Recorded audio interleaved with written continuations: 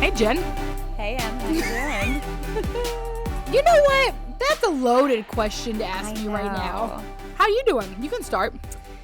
I think when you asked me yesterday and you said, hey, how you doing? We like to check in with each other because, you know, we're on a constant roller coaster of emotions. And we feel so many things. We feel so many things. And so Em texted me yesterday and she said, how are you doing? And my answer was, That's how I was saying it. I texted her, but that's how it's usually oof. Oof. Yeah, I changed usually it. You're oof. It was And so it honestly fluctuates from day to day. Yes. Right now, I'm just so tired. I know. We've been working a ton. I think that in today's episode, we're going to talk about magical thinking because I think there was a magical thinking we all had was that when we got out of the mask mandates and when we got out of, you know, for the most part, COVID. we can see everyone again. When we can see everyone, when it's summer, when things are open up, we're not going to feel so bad. It's going to be less busy. We're going to enter in. We're not going to take things for granted. And it kind of feels like we were like, oh, everyone's like, oh, slow and steady wins the race. And then one person started running and we're all like, we must move faster. And the rat race began, baby. Well, I also think it's like everyone, like the way we described it is like, oh, there's a light at the end of the tunnel. Oh, that was so silly. And then we get to the light and then we're like, wait, why am I still depressed? Yeah. Okay. Right. So the magical thinking was when COVID is over, we'll all feel better. But apparently that's not the case. Right? Well, and some people would say, well, COVID's not over. And I understand. But what we mean by that is when things are open up again, when the mandates are over, when we right? have more social connection. And I think there are pieces of it that are really helpful. Like, I mean, I know I talk about how much of an introvert I am. Yeah. But, like, I really do enjoy seeing people and connecting with people in doses. You know, like, I, of course, need to shut my brain off, too. But let me ask you, Em, how are you doing? So, well, like I said, that's a loaded question to ask me. My child stopped sleeping through the night, so I have not gotten a full night's sleep in a very long time. So, of course, anytime we're depleted of sleep, like you slightly lose your mind, and then it's been really hot outside, right? But okay, it's fucking melting humid. in Philadelphia. Holy shit. I don't know where other people are located, but good God, it's hot here, right? And it's so crazy, right? Because if you think about the Pacific Northwest, like Seattle and Portland and shit, people there don't even have freaking air conditioning because it never gets that high. And they were like racking up like 108 this week. So I have no idea how Pacific Northwest people have been dealing with it. My God. Uh-huh. It's really, for anyone who has anxiety, the humidity. Yeah, it makes a big difference. It just makes you feel. That's funny you say anxiety because I feel, as someone who has anger, which I feel is very connected. Very connected. Anxiety is like your internal experience. And I think like if you were to externalize it, it turns into anger. Yes. In some ways. But anyway, like the humidity just mimics this like feeling of claustrophobia. Yes. And like feeling very stuck.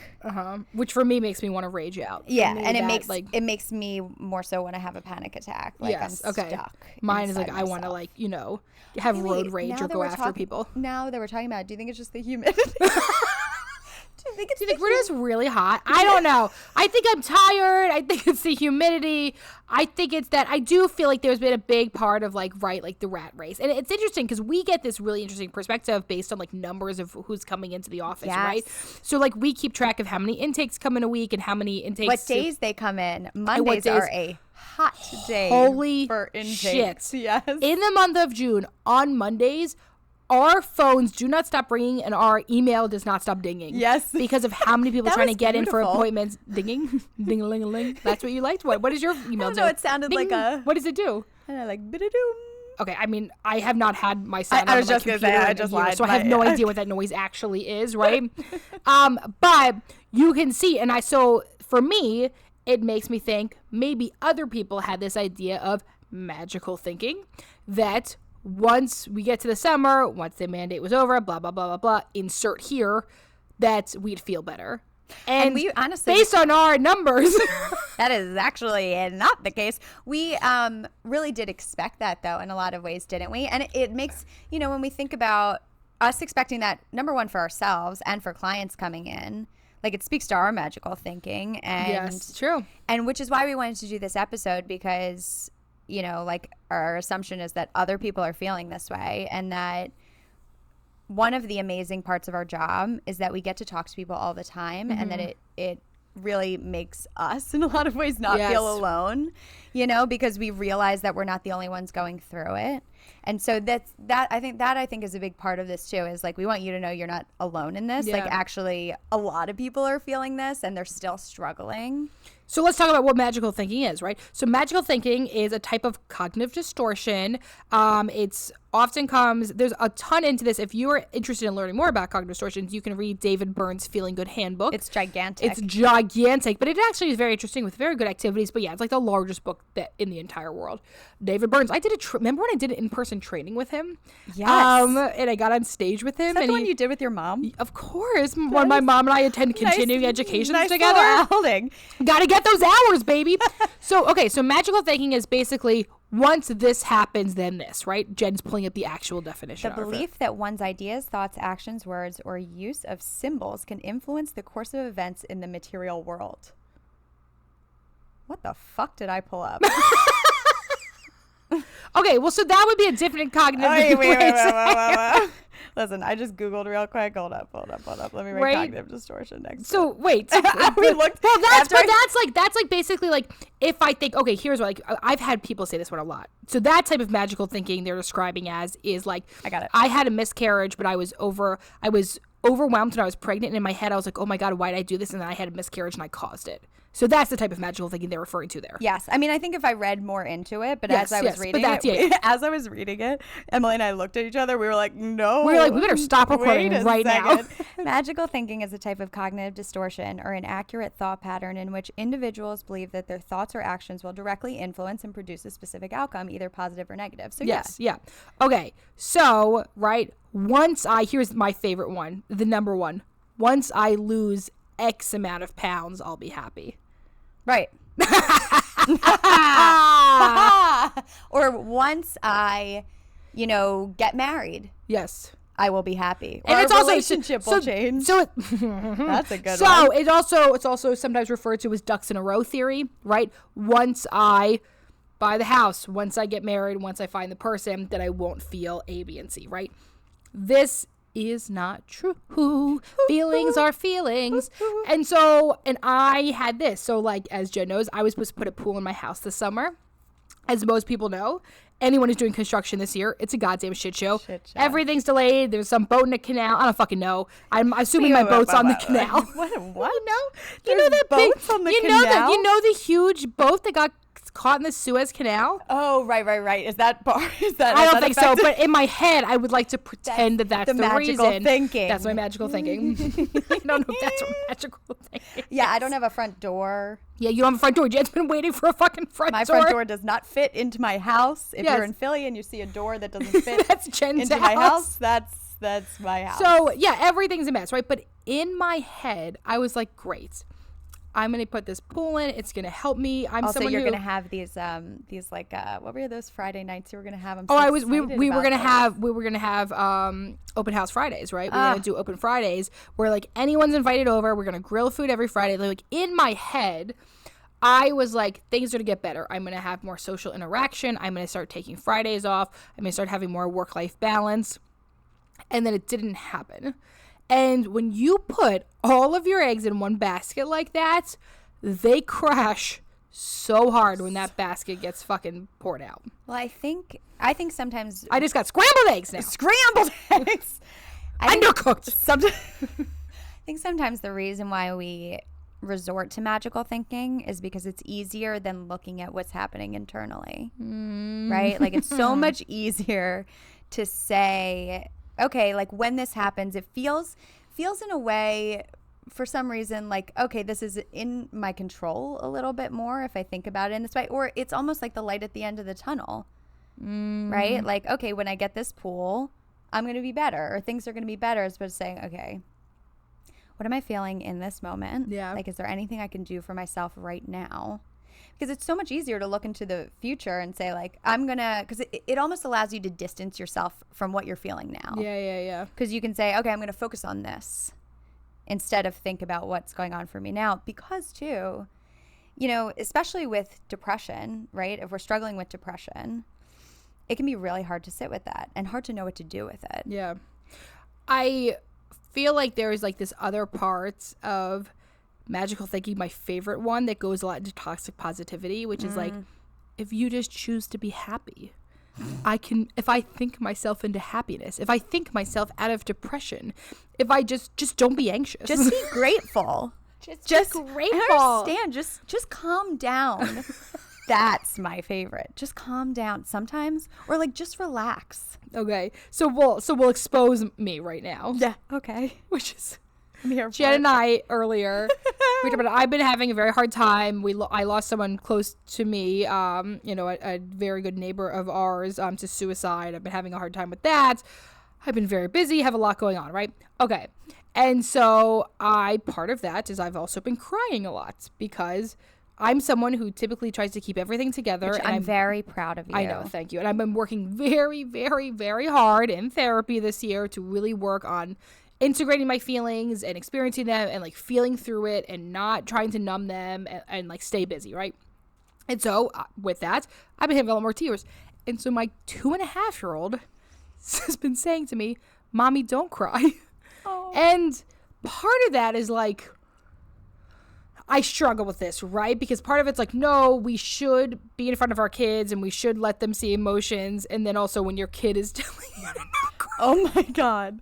That'll fuck you. So Emily's telling me this story in the hallway, probably about like an hour ago. And as she's telling me, she starts crying. As soon as Emily cries, I start crying. So everyone's crying. Then Nikki comes in and she starts crying, right? Because we're crying. We are in our business that we run where therapists are coming in, they're seeing clients. There's so many people here. It's a very professional setting. We're crying in the hallway. We're in the hallway. Because we're also because also while crying, we don't stop working. Right. Because that is not us. That's how we cope. So we're also still putting up these beautiful new pictures while sobbing.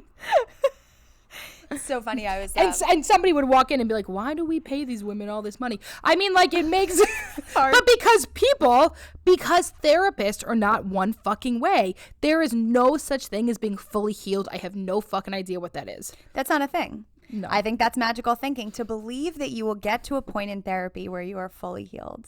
God, right? That's so sad, right? Like in your head, though, you're like, it would there's be an end so point. Cool. But that's what we're all doing, right? And that's the whole thing of it. Once I weigh this amount, once I get into grad school, once I get married, once I blah blah blah blah blah blah yada yada yada, right? But then I'll feel so good. And it's like, well, no, like the world still exists, and like nothing's perfect, and like life keeps happening, and fuck, man, that hurts. I think that I might be about to say something that it's very pessimistic or morbid, but I think that in some ways our society benefits off of this idea that we're going to reach this point of perfection or idealism because of consumerism. No, dude, I think you're totally right. I think there's a big part of it is capitalism, right? Yes. Like that it's... And everyone knows my feelings around capitalism. Right. If you've heard any other episode if you want to share them. No, but I think that we really benefit, right? Like if we're like, oh, if you take the fucking diet culture, right? Yes. If you take these pills or do this diet, you're going to reach this place where you are so happy. And I think... or if you're the CEO of the company, if you make this much money. And like, I think that's the facade, right? Like it looks so good. Yes. And when you're in it, you're like, fuck, it's just the same, man. It's just working. I think that the reality is you and I wouldn't be happy working for someone else. I don't think that's for sure. Right? Like, I mean, we're even saying, right? So like, as everyone knows, like we joined a podcast network, Podcast Nation. We're so excited. We felt very honored to ask us, but it's also hard, like being involved with someone else. We've never had to do that. Like that's been a really hard transition for us. So hard. Because we're like, we don't want a mom. Like there's a very rebels. like, yes, it's like a childlike part of you is like, I don't want to do that, right? Like even if it's like nothing bad, like there's still part of you that's like, I gotta resist. I think I just have trouble talking so much. You know, I became a therapist to listen. You know, the podcast is like talking. Really listen. And there's so much talking involved. Yeah. Yes. But it's, if we're talking about magical thinking, like, okay, are we going to get to a point where we're like, oh, this is, we have reached this ideal? Well, okay, so Jen, great question for you, right? Like, it's like an exposure therapy part of it, right? Which is like you said yourself, this will get easier. Something I've always heard you say is like, I just have to make myself do it. And like, once I do it and once I get past the initial thing, then it's easier. Yeah. So I would stand by that. Like okay. Right now, as we're doing this, I feel totally fine. Don't I look real relaxed now? Okay. Jen also, like, okay.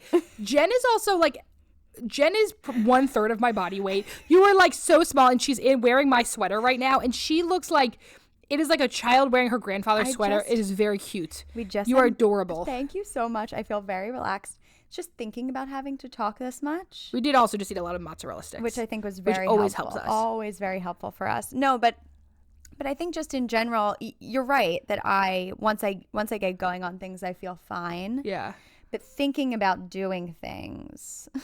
Well, there's this other part, which we were just talking about this, which is I am so incredibly fulfilled by being a therapist. I love my clients. I love what I do, but it's still a fucking job. Yeah. Everything is still a job, right? Like, I still have to pay my bills and still do everything and still have to make sure enough money's coming in.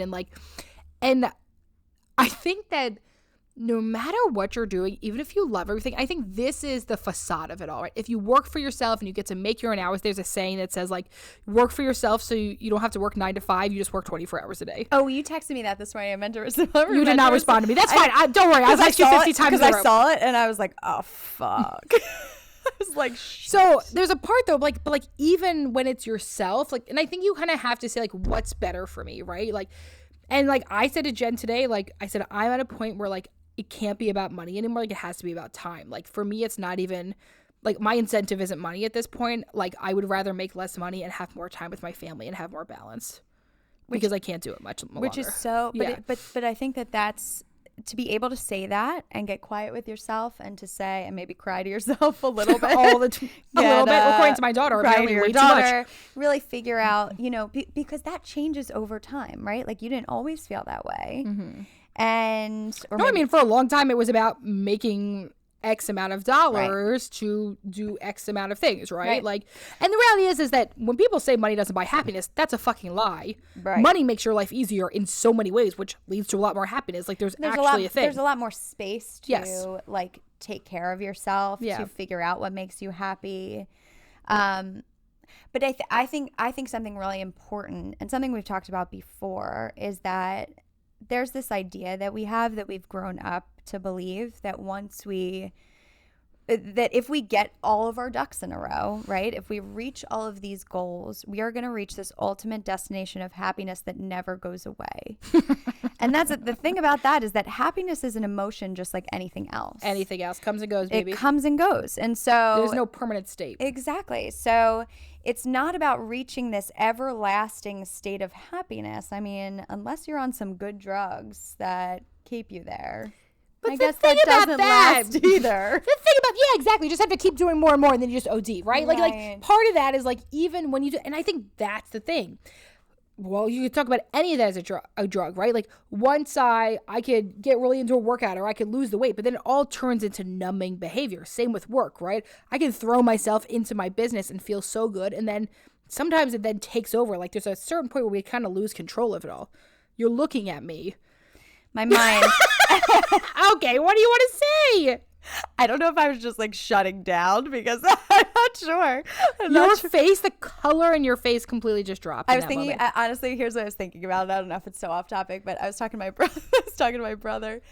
I like cannot talk to my family without having like deep analytical conversations. Yeah. Like I went to dinner with my parents and I was just like, so like which one of you do you think is going to die first? Oh my God, that's fucked. My parents, I don't know why they still want to go to dinner with me because like all I do. What'd they say? My dad said my dad. Wait, your dad said himself my dad or said his himself. Well, okay. Statistically, men die sooner. Yeah. So anyway, that wasn't the point. That I was talking to my brother, having an analytical conversation, and we were talking about how he was like, "Why do you think both of us fill a void that we somehow have with work?" Oof. And I was like, "Oof." I'm gonna have to dig a little deeper into that. Did you talk to your therapist about it? What'd they say? No, this was after my therapy appointment. but which You gotta write that down for I next did. time. I was like, oh my God, I gotta write this down. No, but I think we all learn, right, that we get to do certain things, or if we, right, so like for me and my brother, it's like, okay, maybe if we work and reach this ultimate destination of like success, that's going to equal this ultimate happiness, right? As opposed to saying like, well, what am I missing, right? Like how do I feel what's happening for me right in this moment? I think everyone does that in different ways, right? Where they're like, okay, I'm going to try to fill this with, sometimes it's numbing behavior. If I do, you look like you're shutting down now. No, I'm with you right here. But I think debunking the myth that is the ultimate destination, I think that's the key. And that's where it comes back to magical thinking. I think we've been taught to think magically. Ooh, well, that's because I said to you earlier today, I said, did I just walk into an alternate universe? There was a moment we were putting up pictures on the wall.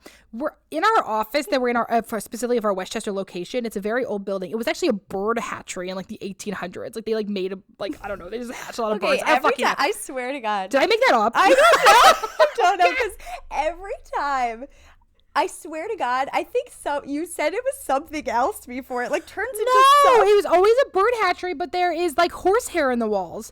What? Because that's how they used to make concrete.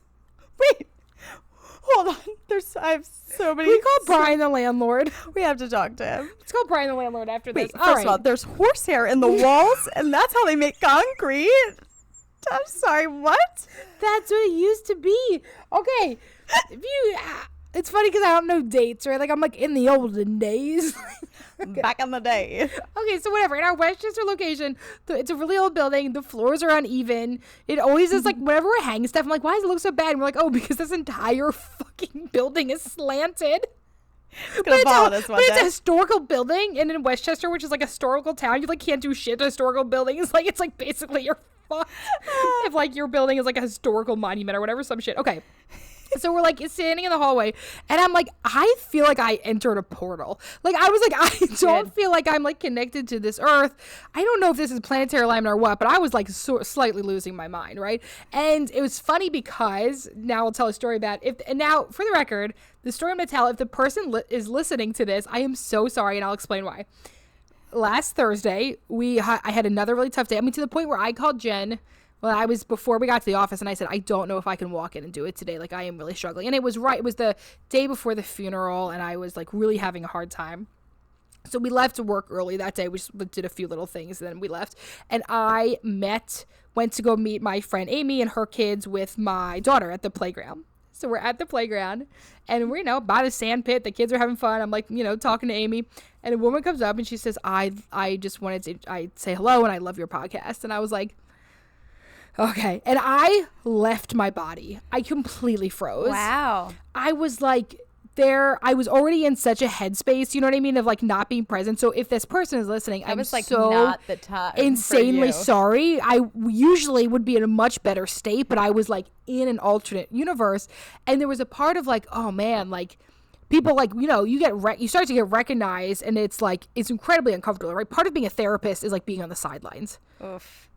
Right? Like we're just this like back shadow figure. We've also been taught like to not bring any of your personal life into it at all. And so that's a little bit of the conflict with the podcast too, as we we talk about ourselves all the time. Mm-hmm. And it was so nice. Like she was so sweet and so nice and so kind, and her child was so adorable, and Millie's like playing, you know what I mean? Like, and I was just like, oh my gosh, like. And my initial thought was, though, that, like, I am not going to be as interesting to this woman in person as I am on a podcast, oh my right? God, you didn't even tell me that. Like, my first thought was, like, I don't know what to say. I'm frozen. I'm sitting here in so much grief, right? Like, yeah, and if you're listening, I hope to see you at the parks.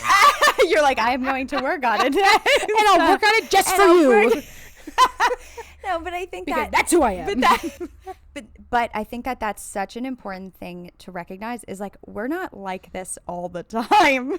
No, like we're like still We like have, humans. but here's the thing. We sometimes that are shut down and grieving and have other things happening. But we have to turn it on for the podcast. We have to have these conversations. I don't know. Should I just show up next week and just cry the whole time? Yes. We'll have a therapy session. No one will ever listen again. No. But I think that's important to note. We think these conversations are so important, which is, number one, why we do the podcast. We've gotten such good feedback on it. But I think it's so important, and this is why we do it, is to talk about the fact that, like, we're not in this state all the time. No. Well, and it's funny, right? Because there's also this other part where, like, you can't please everyone. Like, so then, like, we got this other feedback that our podcasts aren't organized enough. And so we've been trying to make them more organized, but, like, that also doesn't always feel super authentic And then either. we came in today, we're like, let's just talk. Let's just talk about anything. Fuck it. Just talk to each other. Listen, some of them are going to be gems, some of them are not. But I think the story of my damn life. Here's the thing, story of everyone's lives. That is the point of our podcast, is to make this authentic. Yeah. And the only way to make this authentic is to show up how we are.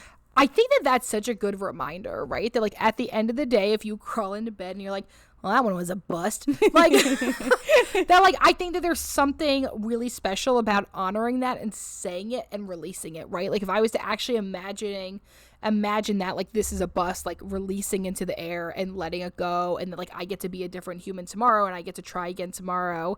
And what else can we do besides fuck up and move on and grow and, like, do all this shit? And I talk to clients about that a lot, right? Because when you're in therapy, once again, there's an idea that there's this goal. Mm-hmm. You're going to reach this goal where you've got it all together and you never have difficult days. I have to consistently remind my clients that I don't care if you come to therapy every single day. You will still have bad days. You're still going to have anxiety. You might have better ways to cope with it. But there are going to be good days and there's going to be bad days. And there's times in which you're going to struggle. You will not ever reach this ultimate destination of happiness. Hopefully you will optimize those days, right? You'll be able to feel them more fully. But you will also be able to allow yourself to feel the difficult days more fully. That you won't judge yourself for them. You won't shame yourself for them. And I think that's really the key, and why I think our podcast, it's important for our podcast to also reflect that there's days that we're going to be real organized. We're going to have guests on, and then there's days where we're going to shoot this shit with each other and we're going to be struggling. But at least we'll be honest about it. Yeah, at least we'll be, like, we promise to be super honest about it. Because that's what our podcast is about. It's about being honest. It's about being authentic. Because if we can't do that, then how is anyone else supposed to feel, right? Then, like, other people are going to listen and be like, oh, I have to be that organized, or I have to. Yeah. You know what I mean? And it's funny, right? Because we released this e-course, which I feel really good about. I love the content we put into it, but it is funny to release this e-course about how to make the most of your marriage and then go home and tell, like, your husband to fuck off, right? So, like, like both of these things can exist, that, like, we can talk about these things and we can try to utilize them as much as possible, and then we can also still be human. And it's funny because I had somebody it was a girlfriend of mine, who was like, oh, like, this is so bad. I, like, what'd she say? She, like, threw something. She, like, was like, I threw a pen at the wall. And I was like, you're talking to the queen of anger.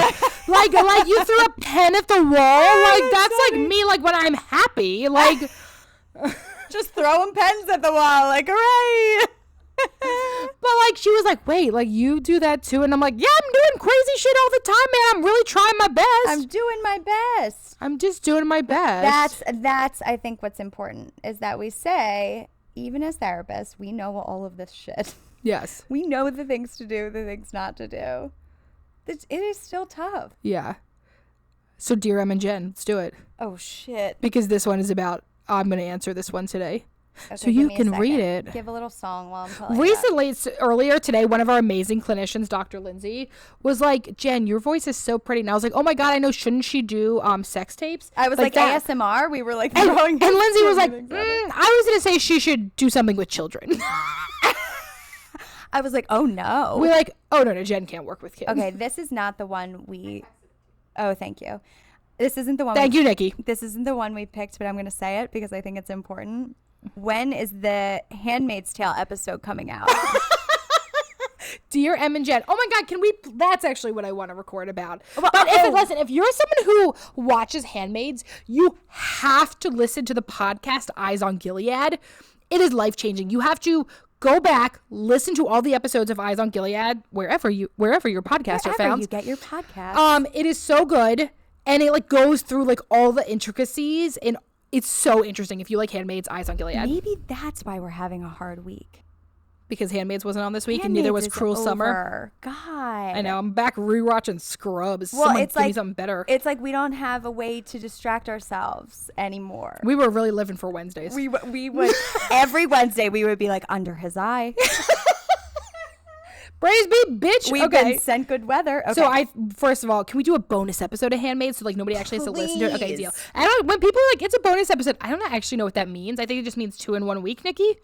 Okay, so we should record that. I would like to. Okay, you ready? Are you ready for actual Dear Em and Jen? Yes. Dear Em and Jen, how do you not get resentful of your partner during a difficult pregnancy? I'm going to let Emily start with this one. As the queen of infertility, miscarriages, and all things pregnancy, you don't prevent resentments. You don't not do something. That's not how this works. Emotions are not something that we can just not experience, right? But what we can do is be aware of them. What we can do is communicate them. Because I have to tell you something that maybe no one's told you, honestly, in your experience, which is that if you have a difficult pregnancy, there often is a high correlation of having a difficult postpartum. And I don't say that to scare you. I say that to give you space for it to be hard and complicated, right? And that if you're having that experience, right? Oh my goodness, my ring hit the mic stand. And there's a part, right? This is something I experience of, when you're going through fertility, you go through pregnancy, like your partner can be there as much as possible, but if they're not another pregnant person, they don't understand it. Absolutely. And they won't. And they won't, right? So the resentment isn't about not having it or preventing it. The resentment is communicating and making sure that you are able to communicate what they can do for you, because there is certain stuff that they can do for you, right? Maybe that is booking a trip. Maybe that is being really, if you really need by the end of the night, you're so exhausted, but it's important for you to get into like a made bed. They can make the bed, right? Like foot massage. Like there's certain things that you really, really, really have to vocalize. The best way to prevent that resentment is to communicate and to vocalize your needs. Because one of the things that we often do when we're experiencing that is to pretend like it's not happening, right? And that's when we say and one of my favorite quotes is, you don't have an anger problem, you have a pretending problem. So you just say like, oh, well, what can they do? They're not pregnant. Well, actually, I can name quite a few.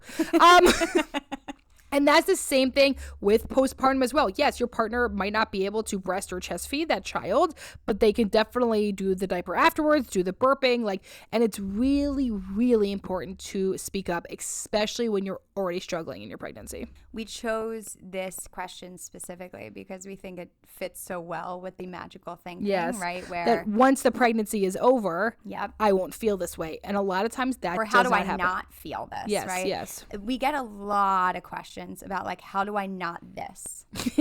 Right? We get so many You don't questions. get to control emotions like that. I know. And so that's and I know that's a common thread in a lot of our episodes, that it's not about not feeling it. It's about allowing yourself to feel and say, what do I want to do with this, right? So when we don't allow ourselves to feel it, and when we say, oh, I shouldn't be feeling this, it actually builds up stronger, and then we actually do react. We get more reactive, as opposed to saying and acknowledging, okay, yeah, I do feel a little resentful that like this is really hard for me and I'm having to do all of this work. And so you get to choose, instead of being reactive, you get to choose and say, how do I want to communicate this to my partner? How do I want to acknowledge it for myself and then communicate it to my partner? Mm-hmm. Hey, before we end, can I read one of the poems that was read at my friend Ted's funeral? That would really mean a lot to me. I would love that. Okay, I have to walk and go get my phone. Boop, boop, boop, boop, boop, boop. That means I have to do some of the talking while you're gone. I'm already back. And that was it. Thank God. You're already back. Congratulations. Okay. Well, as always, but first of all, I'm going to do this first. Okay. So this is for our dear friend Ted, who I wish was with us, and for anyone who is struggling. So Ralph Waldo Emerson's success. To laugh often and much, to win the respect of intelligent people and the affection of children, to earn the appreciation of honest critics and endure the betrayal of false friends, to appreciate beauty, to find the beauty in others, to leave the world a little bit better, whether by a healthy child, a garden patch, or a redeemed social condition, to know that one life has breathed easier because you lived here. This is to have succeeded. I'm crying. Ralph Waldo Emerson. It'll probably come out that guy's a racist.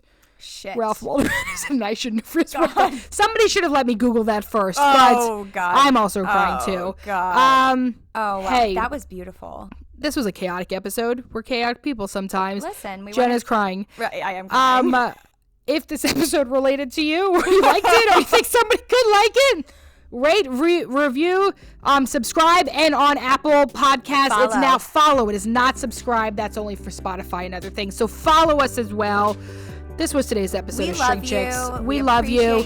If you need help, reach out to somebody. Take care of yourself. Let yourself be exactly who you are.